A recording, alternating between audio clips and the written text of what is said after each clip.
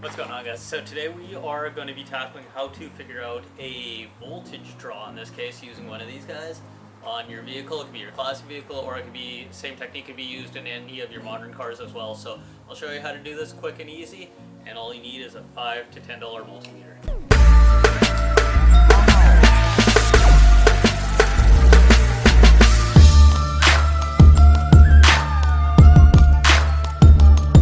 Isolating your battery drain is figuring out why it's draining in the first place. Do you have a ship battery? Do you have something drawn on the system?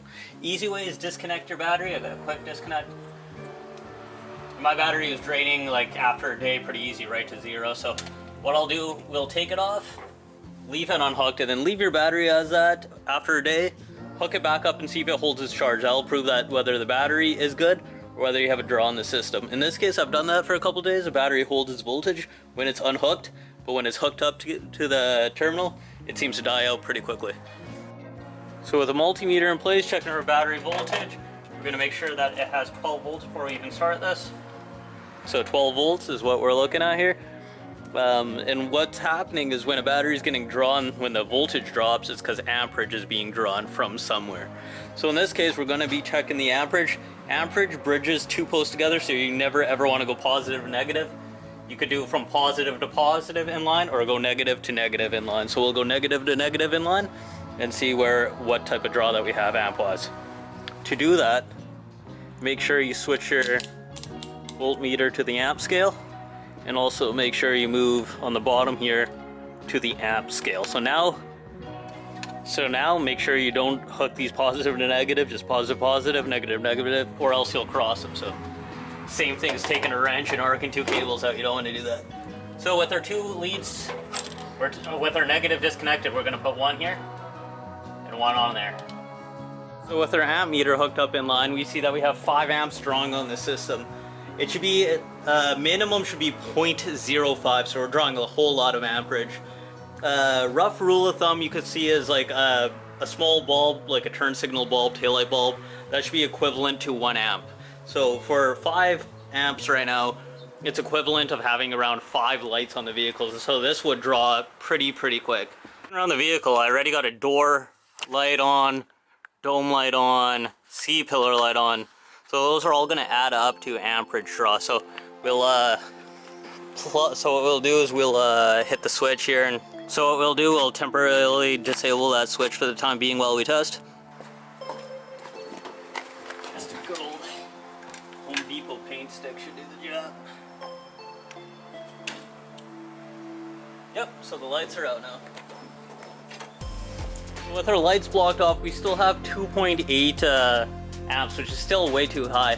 So double check your glove box light, your trunk light, make sure none of your brake lights are staying on for some reason. After that's all done, what I like to do is jump to the glove box. So I'll set up my other camera and we'll go to the glove box. Starting up my camera. So here in the glove box, we could say we have some fuses right here. So what you could do is start popping out fuses. Start here, and as we pull each and one of them, we'll have somebody outside on watching the amp meter and seeing if any of them falls. So we'll start with, because I did this earlier, I'll tell you, this fuse right here, which says instrument cluster, is gonna be our problem.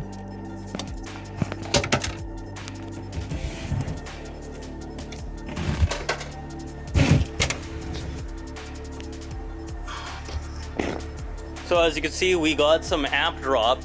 Went from our 2 amps down to 1 amp, but we still have that 1 amp. We want to be about 0.05, so not even 1 amp. We want to be 0.05-ish, if not 100% zero would be perfect. So we do have an issue still. I went through the whole glove box off camera, pulling them out individually, checking my meter, and I'm still not getting rid of that 1 amp that's still on the system. So let's focus ourselves to the engine bay now. With our engine bay, we got some stuff here that's still constantly hot that could always take up that 1 amp. So I've seen some cases a sticking clutch on an AC pulley. I don't have that. You could have a sticking field or whatever inside the alternator. Same thing with the starter. So what you're gonna do is just jiggle wires, you could start unhooking wires. Go through this thing, see where it's coming from. Again, if anything's fused, you could take off the main power going to the starter instead of going all the way down to it. And go from there and see if you could hunt that down. If hunting aimlessly isn't for you, and you still want to try getting rid of that 1 amp, in my case, because I know the wiring of this vehicle, there is a connector that separates the interior power from the engine bay power. So we'll pull that and we'll see whether amp draw goes away. So I'm gonna pull out the connector, tell me if that drops. Bingo, so it drops perfectly to 0. So we could go through that circuit right now. We could start the car and turn on the lights, turn on the dome lights, turn on the speakers, whatever, and try finding what's going on. In this case, I have no power to the inside, so it's gonna be a constant voltage that's not gonna be keyed on from the fuse box. So we could go from a wiring diagram. I'll post a link down below to a site called Old Car Manual. It's really good for these old car wirings. Shows you what wires do what for pre-60s-ish cars. In this case, let's say if you're working out in the field like I am, you don't have access to even a phone or anything like that, we'll jump back inside and we'll still do our same disconnect method. So with our harness, our plug harness connected back there, we still got the 1 amp that returned back. We'll sync up my other camera and we'll show you another way how to do this. So after going through the fuse box, oh Jesus, ignore me, I gotta lay in this stuff here, boys. We also got some connectors and stuff here as well, so what we'll do is we'll unconnect a wire one at a time. We got a harness here we could unconnect. We got a harness here we could unconnect. We got a 3-wire harness up here we connect. It could be a sticking flasher relay maybe. We could unconnect that and watch for voltage drop, or we could watch for amperage drop. So we'll try that. Okay, so I disconnected the ignition switch. I had to do that with 2 hands, boys. But you see on our meter, it didn't drop, so we'll plug this back in. We got a 2-pin wire. So with that disconnected, our meter didn't drop, so we'll plug that back in.